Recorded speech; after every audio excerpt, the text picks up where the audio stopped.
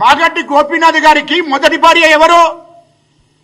అరే కేటీఆర్ లుచ్చానా కొడుక, నువ్వు మొత్తం ఇక్కడ పార్కయత్తులో అక్కడ ఢిల్లీకి పోతే అది లలిత హోటల్లో స్టార్ హోటళ్లలో ఉండి నువ్వు సినిమా హీరోయిన్లను తెప్పించుకున్నట్టు గోపీనాథ్ గారికి మొదటి భార్య అమెరికాలో ఉంది.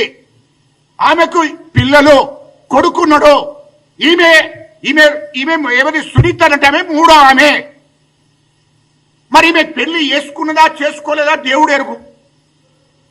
ఈమె కూడా ఎప్పుడొచ్చింది?